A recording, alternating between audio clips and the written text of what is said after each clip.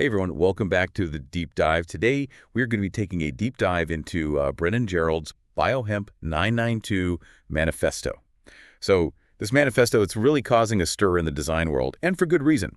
Gerald, he's just stepped into the role of creative director for New Balance's 992 division, and this manifesto, it's like his grand vision. It's not just some boring business plan, though.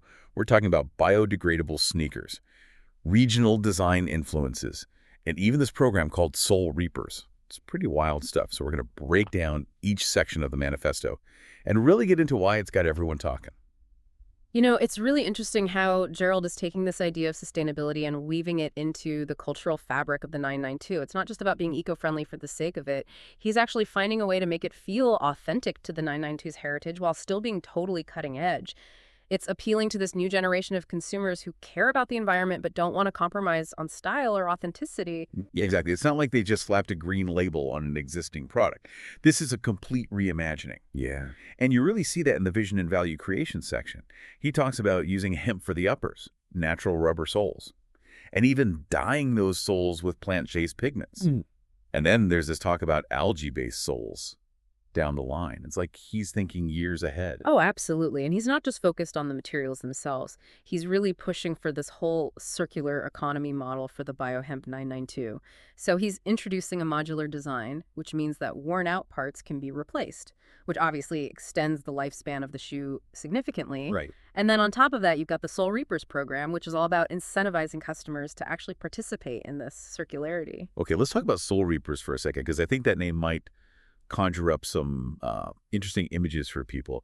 Can you break down what that program is really all about? Yeah, it's actually a loyalty program, but it's way more than just earning points for purchases.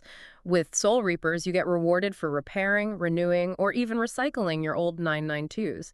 So you earn points that you can use for discounts on the new Bio-Hemp 992s. You can get early access to limited edition drops, or even donate to environmental organizations. So it's like they've gamified sustainability in a way that actually feels kind of cool, not just some marketing gimmick. And it really feeds into that whole cultural connection we were talking about. It's not just about selling shoes.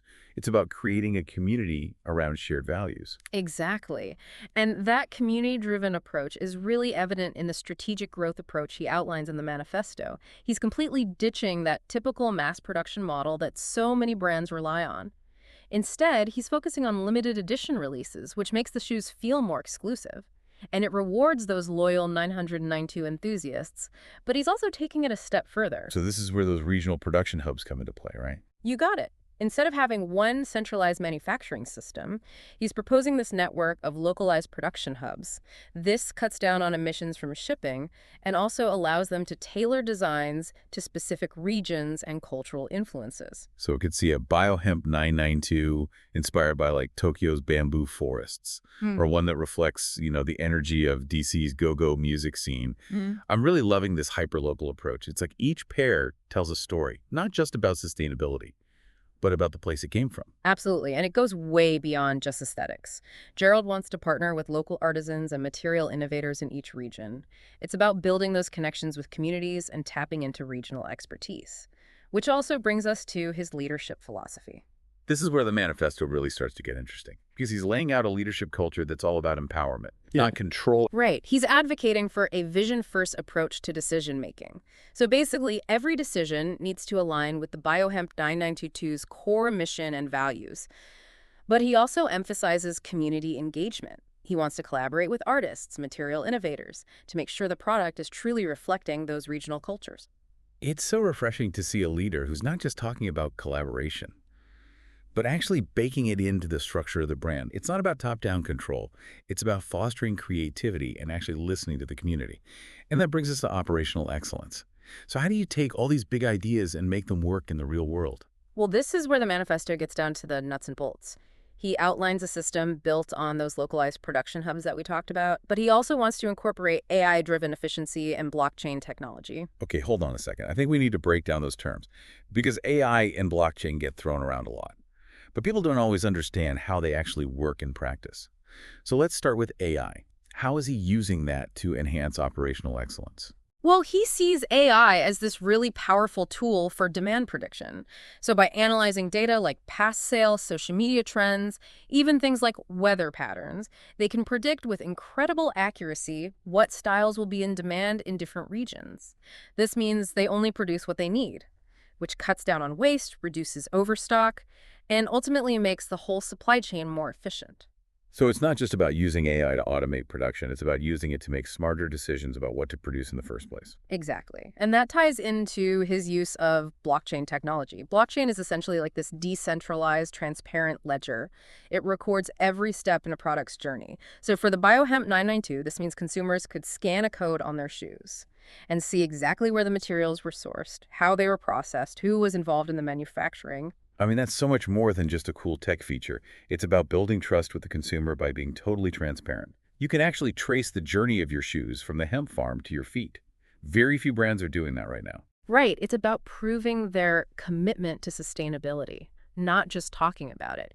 And that level of transparency is so crucial in a world where consumers are, they're bombarded with greenwashing. All right, so we've covered a lot of ground here. We've talked about vision, value creation, strategic growth, leadership culture, and operational excellence. Mhm. But let's take a step back for a second and think about what all of this really means. We're not just talking about a brand trying to sell a product. This is about creating a movement. What strikes me is that Gerald's framing the Biohemp 992 as more than just a shoe. It's a statement. It's like a symbol of this conscious choice to engage with fashion in a way that aligns with your values. And that message is really resonating with people, especially younger generations who are demanding more from the brands they support. Absolutely. They're not just buying products, they're buying into a belief system. And that's a powerful thing. It's not just about, appealing to people's consciences. It's about making a product that people actually want, something they desire. Yeah, it's not just about wearing your eco values on your sleeve, or on your feet, I guess in this case. It's about looking good while you're doing it.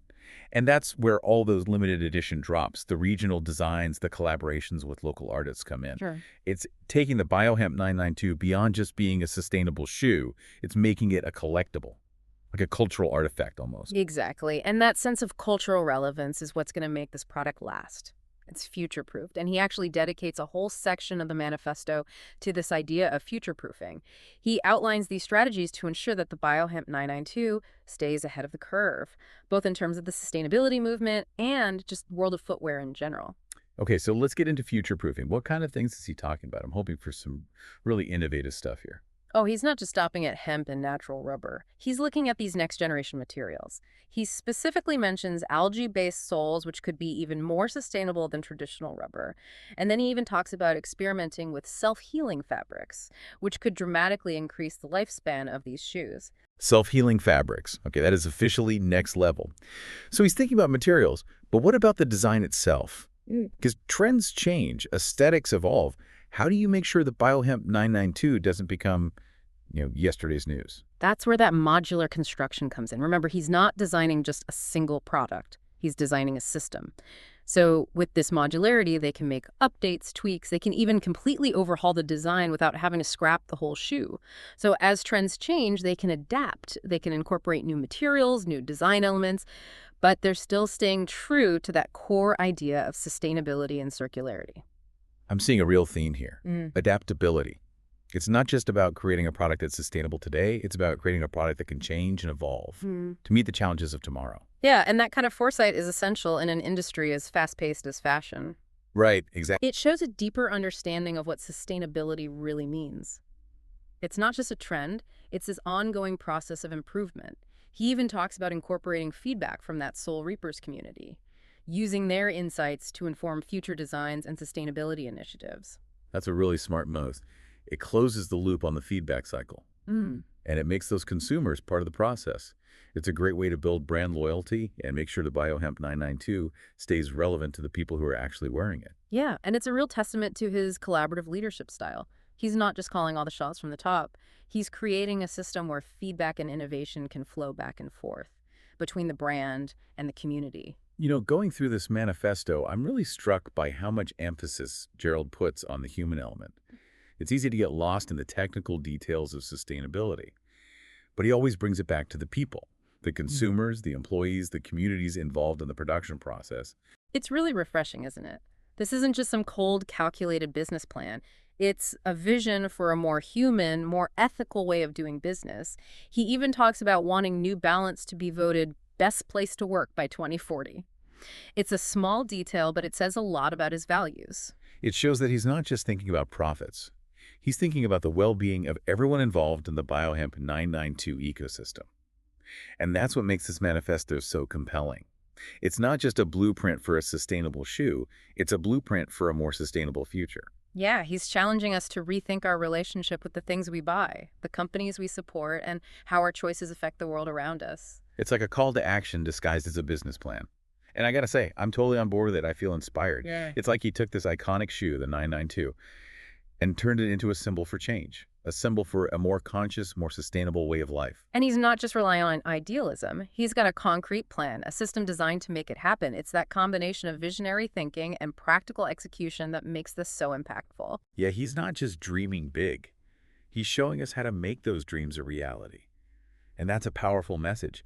He's basically saying, we don't have to choose between style and sustainability. We can have both. Right. And we don't have to settle for the way things are. And I think what's so brilliant is that he's making it cool. He's making it desirable, even collectible.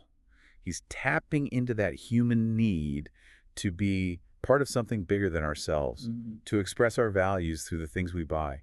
Yeah, and he's proving that sustainability can actually drive innovation. It's not a limitation. The Bio-Hemp 992 isn't just a shoe. It's a platform for experimentation, for pushing the boundaries of what's possible in footwear. Like, think about the Soul Reapers program for a second. It's not just a clever marketing ploy. It's a whole new way of thinking about ownership. It's building a community around this idea of extending the life of a product, of repairing and renewing things instead of just constantly buying new stuff. Yeah, it's like he's using behavioral economics to create a more sustainable future. It's brilliant. And it's working. People are genuinely excited about the Bio-Hemp 992, not just because it's a cool shoe, but because it stands for something. I think we're seeing a real cultural shift happening here. Sustainability isn't this niche thing anymore. It's going mainstream. And brands like New Balance are leading the way. And they're doing it by speaking to our emotions. It's not just about facts and figures. It's about stories, connections, belonging. It's about remembering that the things we buy, they're more than just objects. They're extensions of ourselves. They reflect our values, our aspirations. So as we wrap up our deep dive into Brennan Gerald's Bio-Hemp 992 manifesto, let's take a minute to think about what we've learned. I think for me, it's about the power of vision. Gerald has laid out this incredibly clear vision of the future. A future where style and sustainability are not at odds, but intertwined. He's showing us that we can create products that are both beautiful and responsible, desirable and ethical. And he's not just presenting a vision, he's backing it up with a plan. A system that's built on innovation, collaboration, and a deep respect for people and the planet. Yeah, he's not just talking the talk, he's walking the walk. And he's challenging all of us to do the same, to really think about the choices we make and the impact we have. Right. He's saying we can do better. And here's how. The Bio-Hemp 992, it's more than just a shoe. It's a symbol of this new era of conscious consumerism, where we demand more from the brands we support. And we choose to align ourselves with companies that share our values. Absolutely. So next time you put on your shoes, think about what they represent. Think about the stories they tell, the journey they've been on, and the impact they have on the world.